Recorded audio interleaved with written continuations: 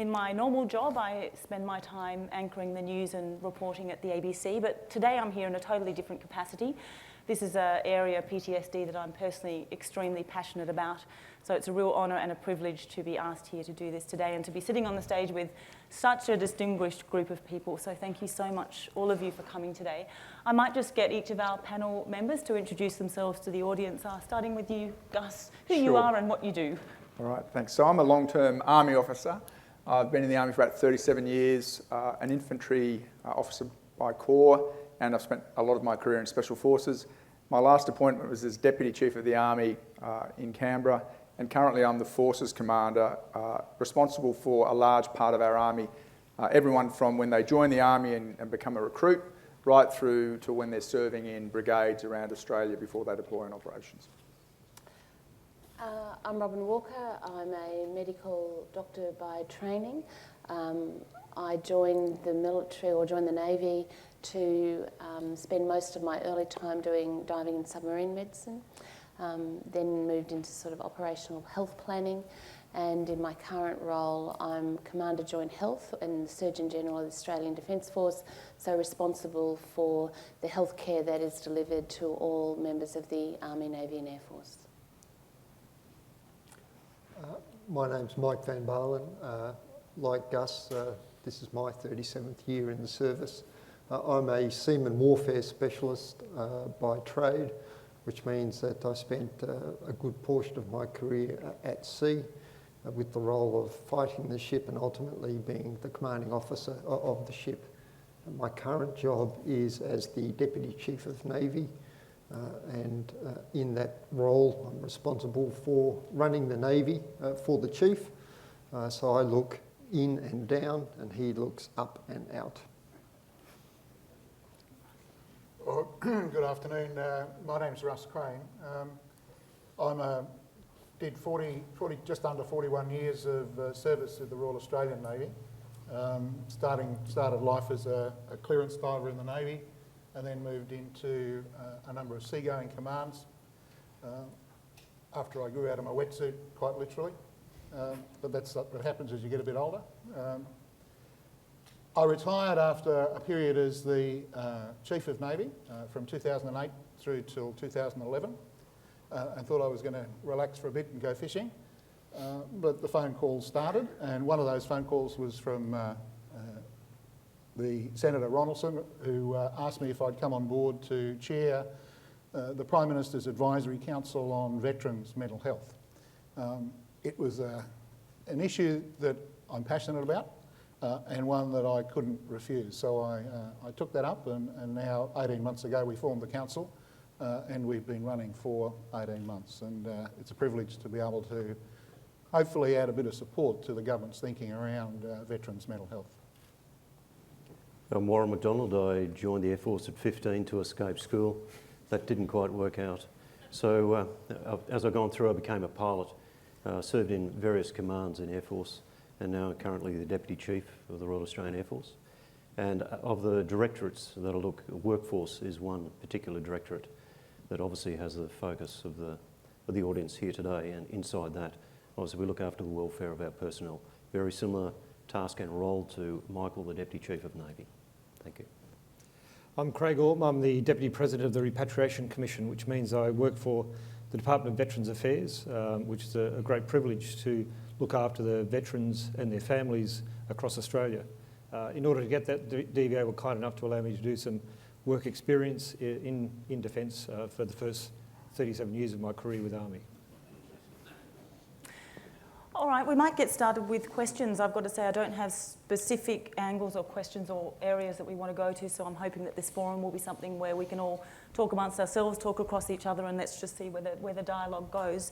We've heard so much about brain and how it works and what PTSD is, and I assume that everyone who's sitting here has a pretty medium, if not high level of understanding of that. So let's all assume that we're all on the same level there, and I might start straight with you, Robin, as someone who's worked in the field both medically and also looking how to help people within the field and also when they come out and are back home. Does the description of PTSD fit with your experience of working with people within the service? I think if you talk to our people, none of them will talk about brain transmitters, none of them will talk about genetics or epigenetics. What they will tell us, and each is an individual, is their own individual, very personal story of how they are affected. And they are not really so interested in the research. They're not interested in the science. They're interested in what we can do to make them better. So yes, the story is there, but for us, looking after our people on the ground, it's their symptoms that make doing their job either impossible or reduced. It's about the impact on their family. It's about the impact on their colleagues. It's about their impact to go about doing the things that they do on a day-to-day basis. And at what point do they approach you to come to some more greater understanding about what they're going through? Look, this is clearly a topic of great debate, and that's part of the whole stigma and barriers to care. There are different types of presentations, and you know, there are some people who just come to us, come to the health centre or to the psychology or to our mental health and say, I'm not travelling very well, I've got these symptoms, I need some help. That's not the majority. But we also have people who will come to attention of perhaps their commanding officer or their workplace or their colleagues or their family in that they're not doing their job properly, they're not sleeping, they might be late, there might be some administrative issues, or they've not done what they meant to do. So that brings it to attention, because as we are a hierarchical military organisation, if you're asked to do something, you should do it. So there are people that come to attention because something's not right and they're not doing well. And then, of course, there are but this is the smaller number of the people that have a very sort of public meltdown, something in the street, get arrested, taken off to a treatment facility or to jail. So there is no one way that people present. Warren, I might ask you, as someone who looks out for people's welfare, do you, can you identify people who might be struggling, and is it difficult to approach them, and are they open to suggestions of receiving help or treatment? Yeah, it varies, I think.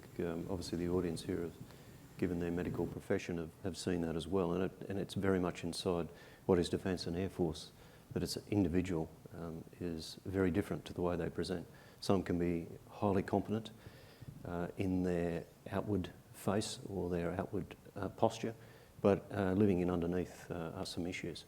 Others are a little bit more open and visible, more emotional, as Robin was saying. So it is hard for command and those looking after them to get a good sense, particularly those who hide it exceptionally well. But I think the awareness that has been put into Defence at all layers has enabled commanders to have a better understanding of it and see those key points or those trigger points where they may be a little more enabled to reach out to the member. Now, we find if it's done more on a personal level, the one-to-one as opposed to a group, that is much more advantageous. Because in a group setting, people are, and some are shy by nature and proud by nature, tend not to want to display that in front of a large group.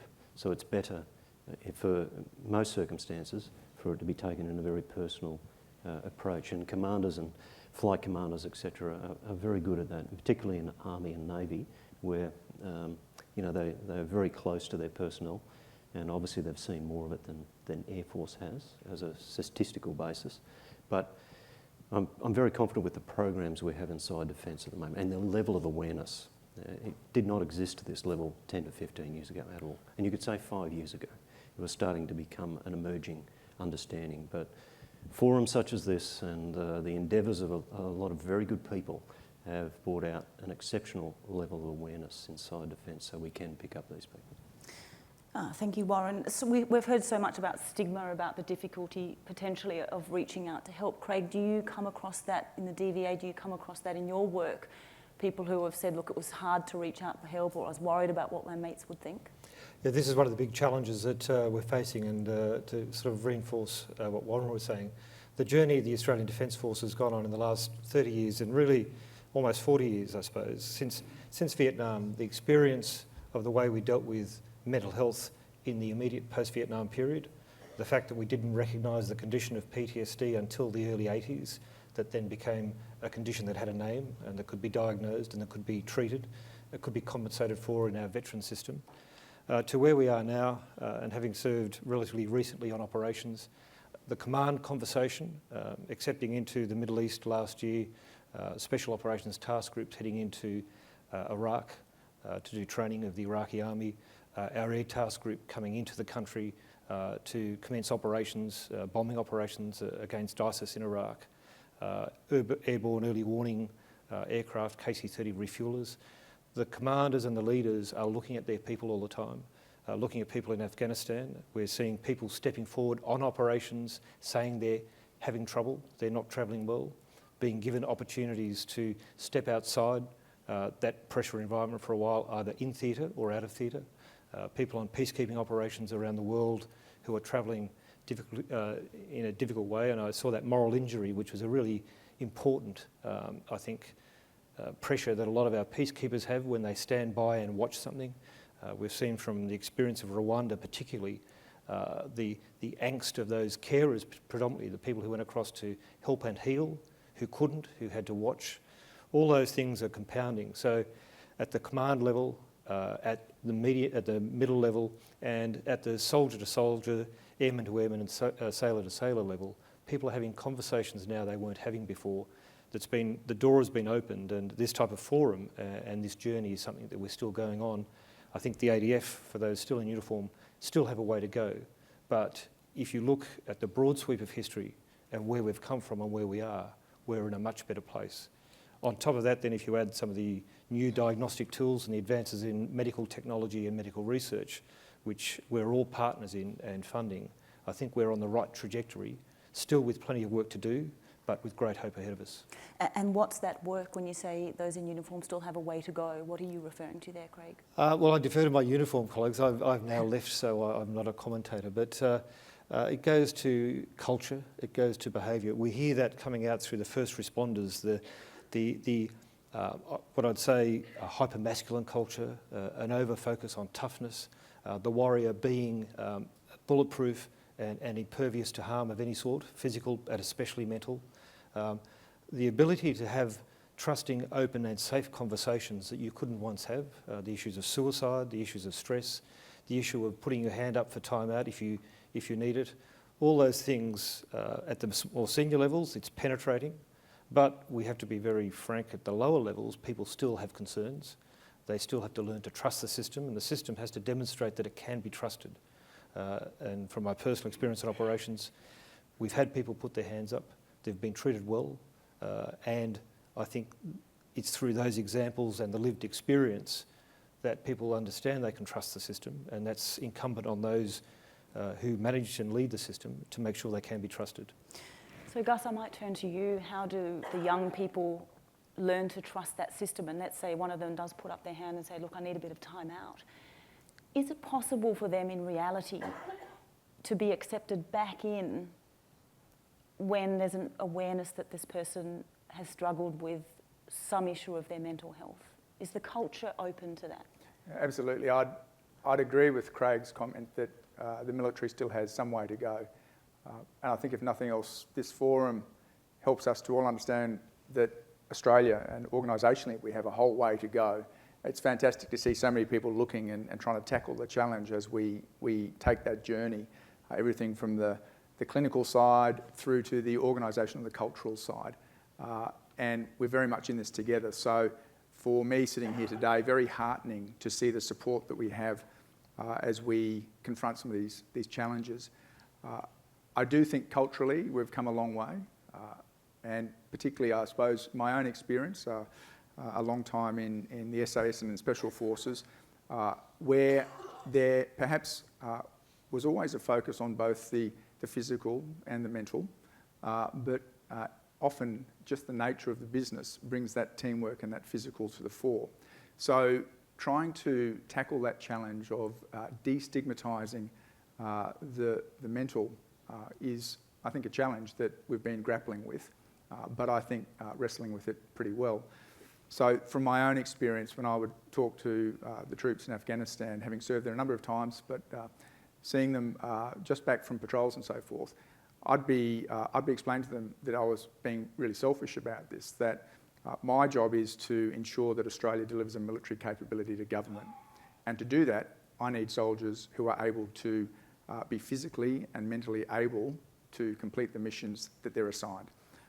And we all agree that if you've got a niggle, you'll go see a physio, or if you've got a broken leg, you'll go see a doctor. And there'll be a path to rehabilitation. 99 times out of 100, you'll find your way back into the team. And mental fitness is very similar, that early intervention is critical, not waiting until it's too late, is the dialogue we had. That seeking help is exactly the path to ensure that you've got the best possible chance of that reintegration. I don't think I sensed at any stage an aversion on the behalf of the team to accept an individual back in, having gone through that path of rehabilitation. The reality, of course, is there is always that one time out of 100 where that pathway just isn't going to be viable, whether it be for physical or for mental reasons. And then we have a responsibility to help with the transition and the reintegration to whatever pathway that individual might want to take. So I do think culturally we have come a long way in the last 10 years. Our experiences in Afghanistan and Iraq have in some ways forced it upon us, but I think in many ways the military has stepped up to that opportunity. There are still more ways to go, but I think we're well on the path. Of that 1 out of the 100, that person who isn't able to reintegrate, we've heard stories of kind of signing a piece of paper and losing your connection with this family that you've built up a relationship with, an identity and a sense of purpose with over decades and shared experiences. How can that transition be made, not necessarily better, but be made to feel like those people aren't isolated and put out there? And we've heard stories too of the people they served with going, oh, you know, good old Joe used to be here, now he's gone, we've never seen him again. Is there a way in which to make that transition more two-way rather than one way? I might put this to you, Mike. Good question. We have a number of programs at the moment where we're seeking to generate that self-awareness of the issue and to do that not only within the individual but also within the team and then more broadly within the family. So the Battle Smart program itself looks at the psychology of the issue, it looks at behaviours, it looks at emotions, and it does it not only from the perspective of what that means to us, but it does it from the perspective of what other members of the team see in the other individual and whether or not there may or may not be an issue with them. Battle Smart has grown, and we also, as a result, have Family Smart, where we look to the family to incorporate them into the program so that they are aware of the sorts of issues that people could face or the signs that they may give off that they aren't coping as well as they can. And then we have Life Smart, which is meant to take us beyond our life in the service once we have left and enable us to engage in that environment and be aware of our feelings and our emotions and our actions and how they relate to what it is that we've experienced. By and large, though, the big element is it's about the team, as you said, and it's an individual perhaps moving away from the team that he or she has known for many years into an environment where that team is no longer present. And so through Life Smart and through Family Smart and through other programs that we still need to get to and other organisations that exist out there, we hope that they can make that transition with full awareness and full understanding of what it is that they are doing so the impact is reduced. Russ, I might ask you, when you received that phone call Can you tell us every single thing in that phone call? No, just joking. Could you please give us a sense of, if you could pick out one area which was seen as the most pressing area for you to look at, and why you're on board and why you're part of this advisory committee? Can you pinpoint one thing? Was it stigma? Was it culture? Was it finding treatable solutions? What was said to you? Kemi, I think it was all of those, but if you ask me to identify from my perspective and the perspective of the council, it would be around a national communication strategy and campaign with the Australian population about the issues that surround mental health. If I could just come back to some of those previous comments, and then I'll come back to that issue. I think the ADF has come an enormous long way over the last 20 years in its understanding and its thinking about mental health issues and the way in which people who are experiencing mental health issues might further integrate into the organisation and recovery and all the rest of it. And I think there's been some magnificent work happen in that space. And it is all about culture. And when you try to shift the culture of an organisation, it's not something that can happen quickly. It's generational. So I actually think the ADF is moving quite fast in its approach to some of the mental health challenges that its people face as a result of operations, whether they be deployed or whether they be in a non-deployed sense. But they are a group of people who are arguably pretty well looked after. They have a command chain, they have dedicated medical facilities, they've got a group of mates, men or women, around them who are watching, who they can interact with and whom they can talk with about some of their issues. Where I'm a bit more concerned is what happens after they transition. And I talk to many of our ADF people who have transitioned from permanent service, and what they tell me is that's not been an experience that they want to live again. It's very difficult because they suddenly find themselves in an environment where they don't have all of those things that they used to have when they were serving. And I think there's got to be a better way in which we can prepare our people for that transition, for that challenge of moving from, and I was talking with Craig earlier, from a situation where they have stability inside the ADF into a situation where they have no stability, whether it be around job, family, schools, income, whatever, back into stability again, but in a different environment post-service. And that's where people are particularly vulnerable. And that's where I see some of the particular challenges. So from my perspective, and it's not only in the veteran space, I think it's across the first responder space and many other spaces as well. We need to have a national conversation about the mental health and encourage people to understand what it is and reach out. You know, I want guys that go to the footy with their mates who say or do something, for one of their mates to say, well, that's not quite right. What's going on? How can I help? That's where I think we need to be. So we need to have that strategy, that communications strategy with the nation to try and educate people and then grow an understanding about some of the mental health challenges that many of our people face. Craig, you're nodding there. Obviously, this is an area you're very much involved in. That national conversation, what would that look like to you? And I've also had so many people in a civilian life. Many of us have never spoken with people in uniform, or we don't really know the life that you guys live. It's such a different life. And when I first spoke to young veterans coming back and they've been discharged and most of them are medical discharge, I'd kind of say, what are you going to do next? That's the kind of obvious question that I want to ask. And rightly so, I was kind of pulled up and they're like, you know what, we don't want you to ask me that because I don't know what I'm going to do. And I realised this huge gap between civilian and military, even rhetoric and language. How much do we need to change that conversation? Do we need to also be teaching civilians about what they need to say and look out for? Well, I think there are a couple of things there. The first one to say is in this centenary of Anzac period, we have a major commemoration program, which we saw at the 100th anniversary of the Gallipoli landings at at Gallipoli back in April, and then just recently Lone Pine. The centenary of Anzac is a recognition of our nation and a promise we made to our servicemen and women that a proud and grateful nation will recognise the service and sacrifice of our veterans and their families.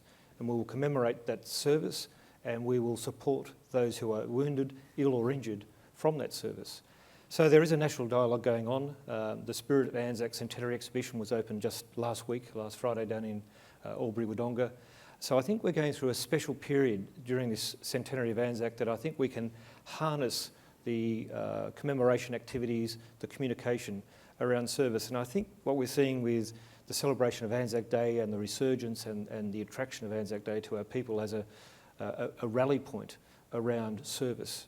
But that's not enough. It's not enough to commemorate. We then also have to understand what that commemoration means and turn that into a public which is literate, engaged with the issues that relate to servicemen and women.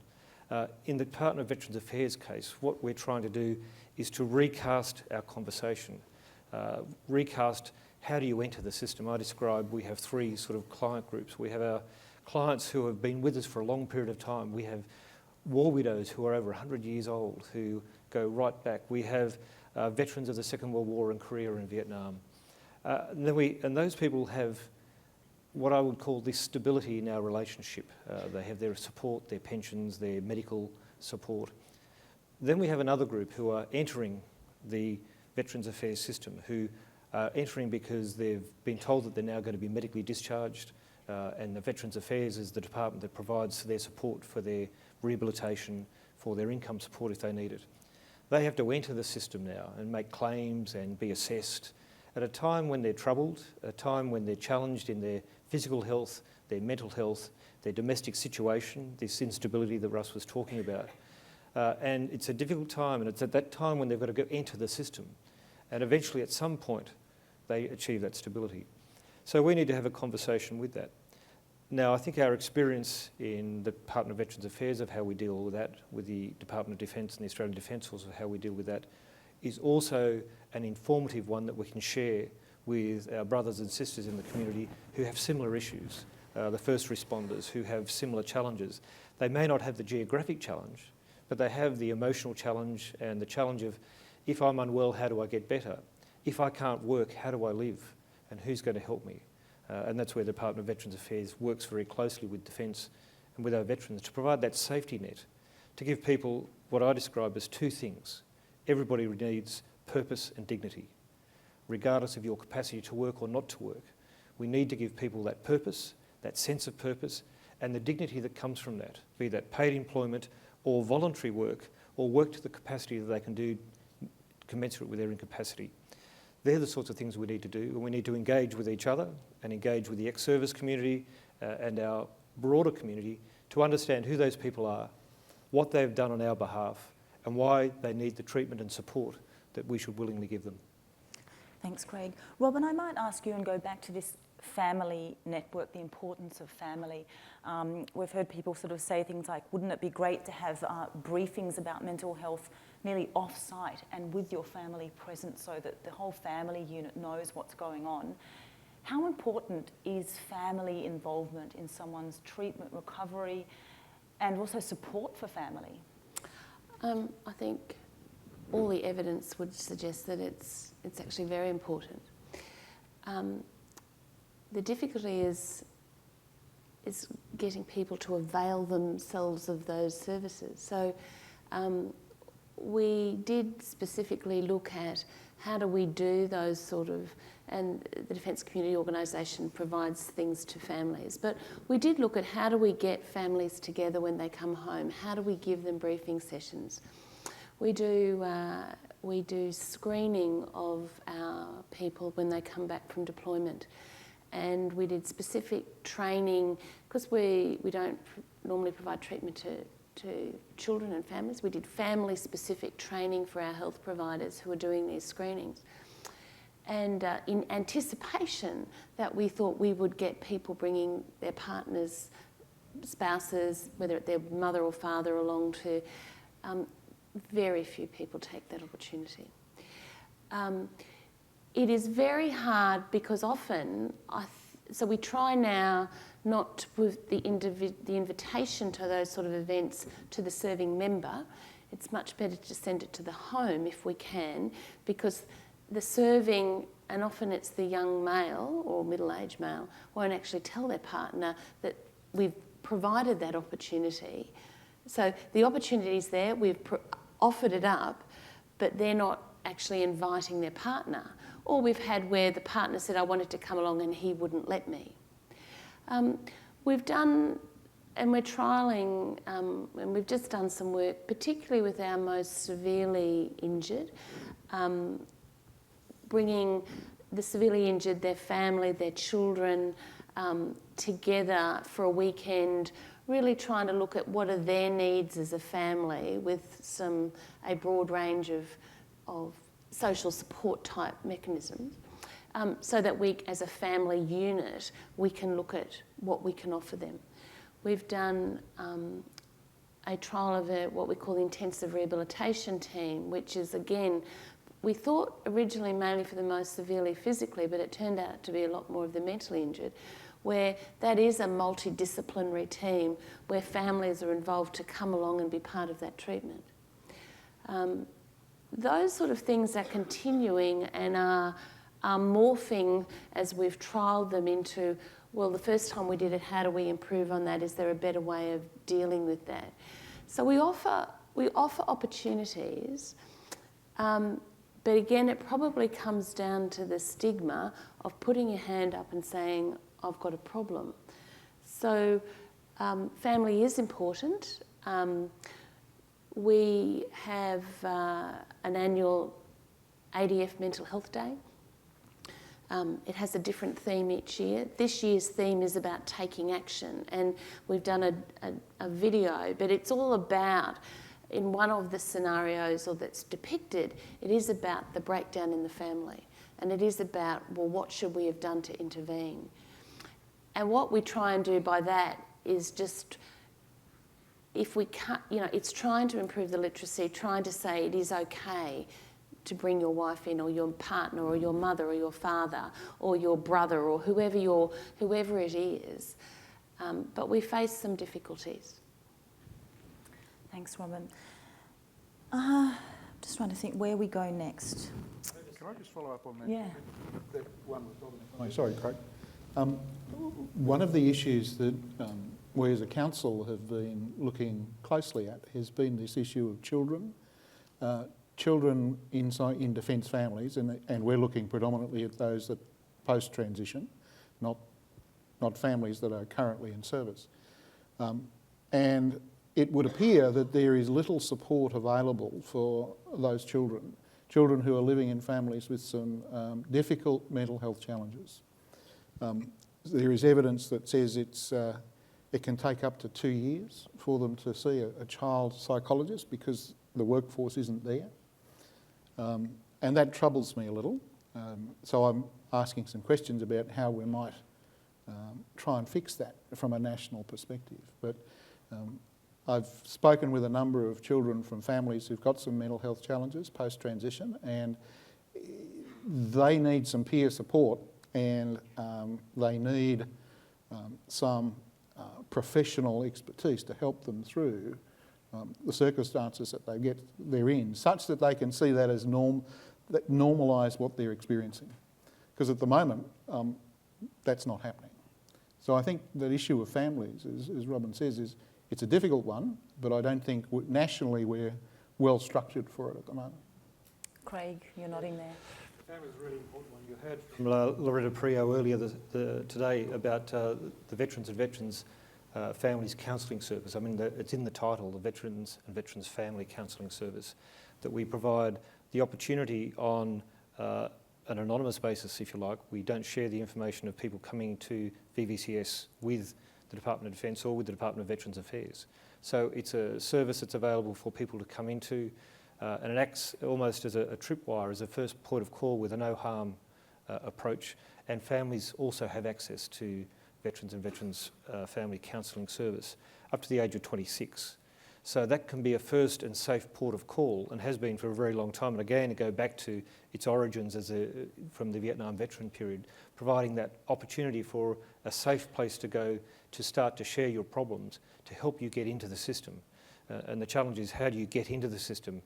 And the trick, or the challenge, is to prevent it coming from a crisis that causes everybody to see the crisis and enter the system, but before it becomes a crisis. So one of our key themes is early intervention, both in mental health for individuals, but also in engagement with the ADF. And the notion that we have a Department of Defence and a Department of Veterans Affairs, and you sail along through in the Department of Defence until you end your career, and then you pop over the fence somehow, generally with a large gap, and then become a client of Department of Veterans Affairs. We need to not only have early intervention on each individual medical or health condition, but early intervention and early engagement, so that it becomes, there's only one thing common, and that's the individual. That's the ADF member or our client.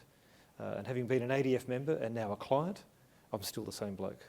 And we need to focus our systems to ensure that continuity of service, particularly through those who are leaving for being ill or injured, their care is seamless between the transition from the ADF into the support mechanisms we provide. So we have all those things. The other piece there is this notion of non-liability, non-liability healthcare. Stephanie mentioned it earlier. It's a clumsy term, but traditionally, to get into the system to get treatment, you had to demonstrate the cause of your condition was related to your service. But we've found with mental health issues, it's much better to get treatment early and intervene early and separate the liability issue and say, if you've served for a period of 3 years or you have operational service, we will treat you straight away. And again, early intervention, early engagement, and focusing on the individual and their needs and their family's needs. We heard today about, and I'm with Tony, about comorbidity and psychosocial. But the reality is there's not a single problem that goes with these issues. I also noticed on some of the slides that I could understand that where there was a supportive social environment, be it family or community, success in treatment seemed to improve, or it certainly didn't go backwards. So those sorts of lessons and learnings are things we're trying to apply in the way we do our business in support of veterans and their families. Can I just say that, and I think DVA does a great job in doing that where they know about the client. Yep. The difficulty we have is we've got a large number of people who are transitioning who are not connected to DVA, and they disappear. And it's only often when they're in crisis that you might find out about them. You may not, because they might be in a position where they don't even come to the DVA. Yep. So it's how do we capture that portion of the population that are not on the books of DVA after transition? Because you can only treat the ones that come to you. And I think this is exactly the challenge of the ex-service organisations, and as you transition out of the permanent defence force or the reserves, how do you engage in a community that cares, and the ex-service community through a range of people here today, be it the RSL Legacy, Mates for Mates, Soldier On, the War Widows Guild. Those are the organisations which need to partner with the ADF and have this seamless continuum. Having said that, not everybody in the ADF wants to keep touch when they leave. But at some point or other, and one of the other slides you would have seen today suggests that a lot of these issues come on later. So the challenge is, how do you get people engaged before they need it? How do you offer them something that they need and want, rather than what you want to say, we've always done it like this? And how do you keep track of them? And I think Russ makes a really valid point, which is a challenge to all of us, to maintain that contact. But I would have to say we can't maintain the contact unless we can demonstrate the value, either socially, from a health perspective, or a reason for why people need to keep engaged and looking after each other. So what would be, I might ask this to you, Warren, what would be a valuable contact? What would be a space where people you've nurtured, seen through their careers, what would be a space that you would want to be involved in post-serving your country? I think there's a lot of forums for that these days, and we could list quite a larger number of them. By nature, and as was stated, some people just don't see service and that's it. They go silent and deep. Some of them are very successful in doing so. Others pop up with issues that haven't been actually addressed and probably more problematic in the future. But I think you've seen the maturing of the Defence Force in its way that it still keeps in touch to the best it can when the people leave. So there's lots of forums, there's lots of associations, etc., so that we keep contact with our people. The Chief of Air Force writes to families who have lost people, not necessarily connected with anything in combat. And that's another way of keeping connection with those who aren't necessarily serving, but those people who have been a part of the family of defence. I think you'll see that increasing as we go forward. There is a definite desire to do that and to keep a close eye on those people that leave Defence Force for the very reasons that we're sitting here today. I'd just say I think we all have that desire, and I think it's about how you manage that transition, because none of us, want to see someone end up in trouble. But we know about 30% of our people right now will not give consent for their information to be given to the DVA when they're leaving, even if they're fit and well, or even if they're not well. But 30%, and it seems to me that there's this, and it's not paranoia, but it's, well, why does the government want to know about me? I'm leaving.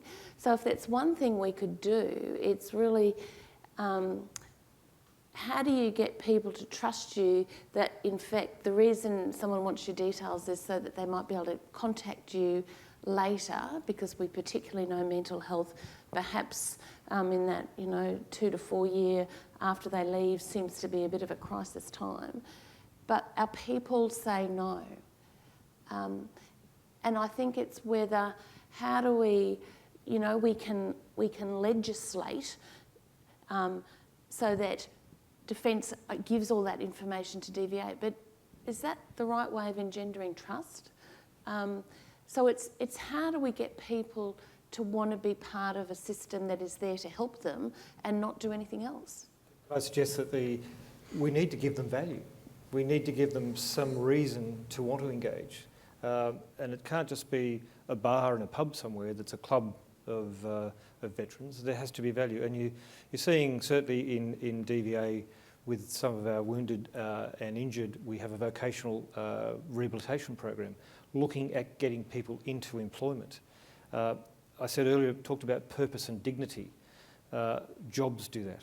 Getting people into employment do that. People, as Russ highlighted, they go from stability inside the ADF, and then for some reason they either decide to leave themselves, or the system says for medical reasons you're going to leave. They enter this period of instability, and until they achieve stability at the other end, and that stability is economic, domestic, geographic, personal, family, until they achieve that stability, they're in this world of trying to work out where they're going next. It's at that period that we can help them most, and probably the most important thing is getting them to employment. The average length of service in the Australian Defence Force is 8 to 10 years, or maybe 8 to 11 years now. The average age of entry is around 21. By 30, people are leaving. 50% of the ADF is under 30 and 80% is under 40. And retirement age is going out further.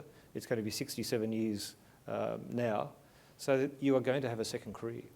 So by trying to get people into purposeful employment, be to their capacity, I think that's probably where the ex-service communities are looking, and I know Stu's doing great work up here in Queensland about that with the RSL. Across the country, we're looking at rolling out these programs. I think the importance of employment that gives this financial security, or if you have a disability and you can't work, voluntary work that gives you purpose and dignity, that gives you a meaning, and DVA will then give you the support you need financially. They're the sorts of ways we are relevant to them. But unless we make ourselves valuable to people leaving, it's just like fish. They won't take our bait just because we like it. They have to like it, so we have to think like the fish. Mike, we hear so much about to be a successful officer, you need to nearly be reprogrammed. You go through this intense training, and the whole world in which you operate in is totally different to what the average everyday person would operate in. These challenges post-service, do you think they're made more difficult by the fact that that kind of reprogramming has to be sort of unprogrammed at some point, and bills have to be paid and kids have to be put into bed, and the sort of nature of the drudgery in a way of normal life, is that also an added pressure in amongst that? Look, I think it adds to it by the very nature of the individual we seek to conduct military employment. We are after a particular type of individual who can look after themselves, can operate in fairly intense environment, fairly intense and stressful environment, and produce the results that we're after. So if you then take that away from them, or their ability to perform at that level is removed for one reason or the other, then clearly, given all that they've done in their career to that point, they're going to feel it. And so, as Craig was saying, it's all about re-establishing the worth and what it is that they can then pursue, given the change of direction that's potentially been forced upon them or has resulted from what may have occurred.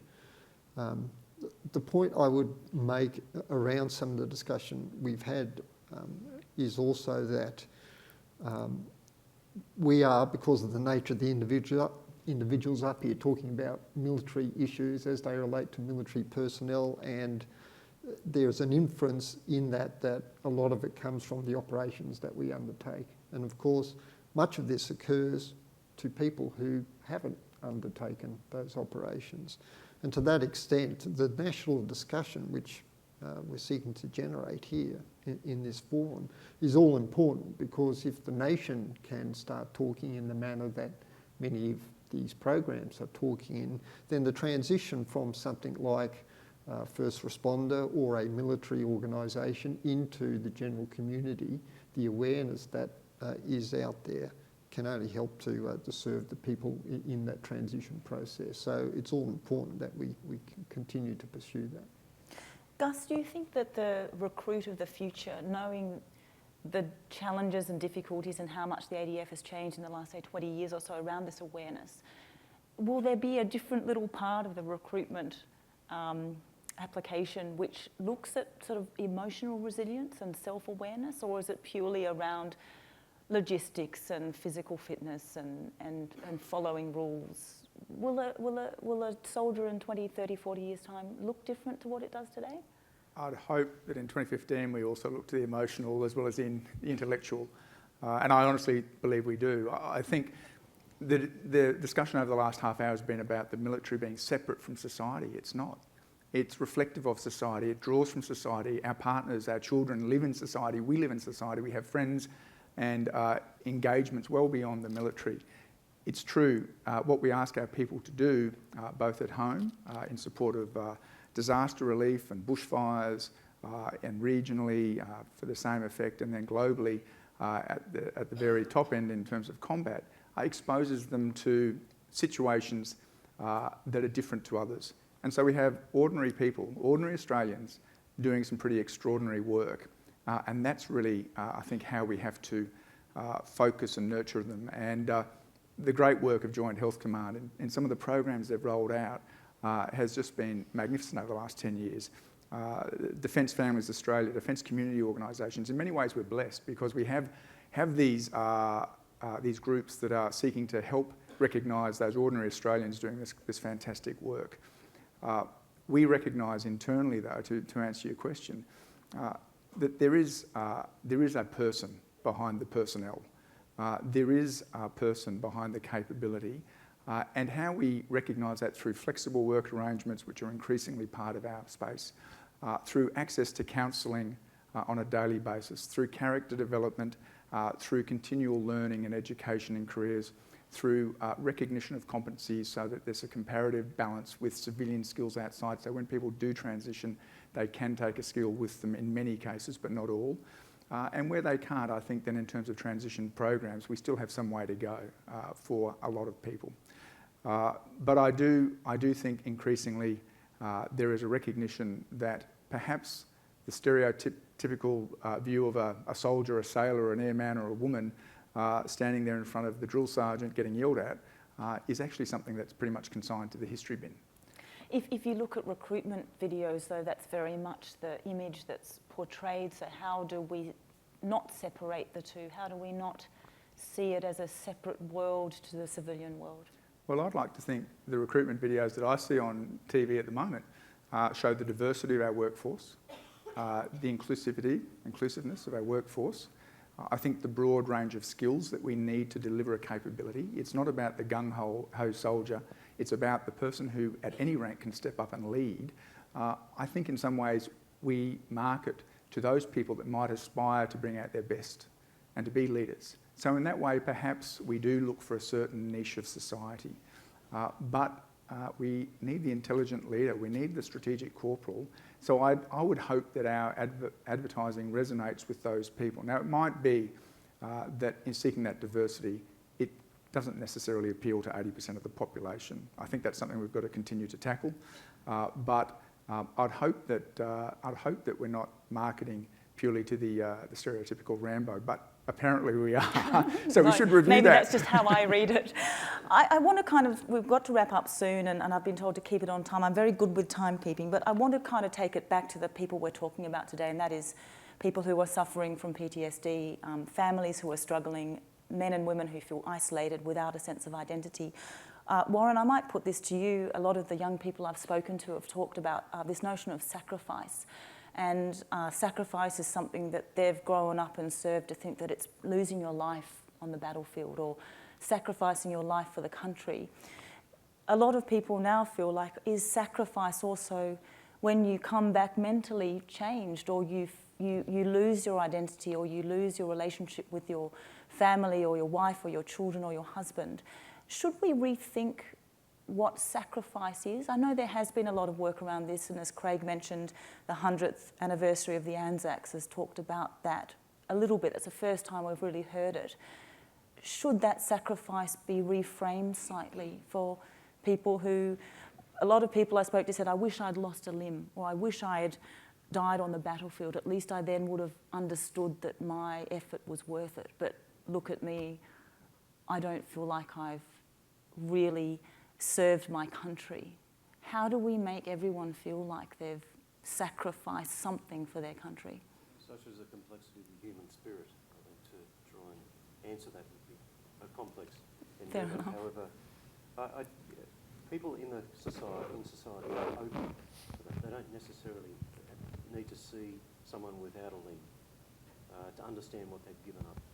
And I think more and more as forums such as this, and we have the public debate, people get to understand what people actually truly are sacrificing, whether that be a marriage, whether that be their children being disconnected from them. And we're talking not in a large portion inside Defence. We hasten to add, we've got some very successful people inside Defence that carry that all off. But some people have given up those things in life which we hold very dear. And it is not immediately evident when you see them. But people are open to talking to them about it, and they're sympathetic about it. I find Australian society very sympathetic to that. And I think that's a lovely thing that we have inside our society in Australia, that people are willing to sit down and listen and to understand what they've truly gone through and what they're suffering and how they may be able to assist them. And Craig, if you could look in your crystal ball and look, say, 10 years ahead, what would you like to see our society? How would you like to see it in terms of everyone functioning in the best way possible? To be frank, I think we're not doing too badly at the moment in terms of a community. We have people here, we have our ex-service organisations. I think the challenge we face is to adapt and to take the new information that's coming to us, the new research, and adapt to that, to look at our weaknesses and work on those. As a community across the board, already this is one of the first forum that we talk about the military but also first responders and understanding those who protect our community deserve our respect. And when they pay a price for what they've done, then we have an obligation to support them, to care for them, to recognise that service to our communities, to our nation, to commemorate it, and also where it's affected them, to provide them the support they need. And a lot of it, the sorts of people who are attracted to this type of work, be it in the military, be it in the ambulance service, in the police services, in the fire and emergency services, they're values-based people, they care, they're willing to sacrifice, and I don't care anything about Gen X or Gen Y, they still do it. The young men and women I saw in the Middle East last year, be they on the ships in the Gulf, be it over the skies of Iraq or in Afghanistan, are the same young men and women who went in 1915 to Gallipoli, the same young men and women who did the Kui March that's being reenacted at the moment 100 years ago. They value their society, they value their community, they're willing to serve that community, and they're willing to make sacrifice, although they don't expect to ever be sacrificed. They're all bulletproof. The challenge is when something happens to them, that we care for them and the care's available. There's a great debate about how do we educate them and just tell them what's there, but to be truthful, none of them need it until they need it. And when they need it, we need to be there and they need to be able to access it quickly and effectively. Craig, thank you so much. Warren, thank you as well. Russ, Mike, Robin, and also Gus. It's such a pleasure to have you all on the stage today. Now, I have been told that our panel members can stay just for a little bit. If anyone has questions for them, you can come up to them at the front of the stage. I'm not sure for how long. And also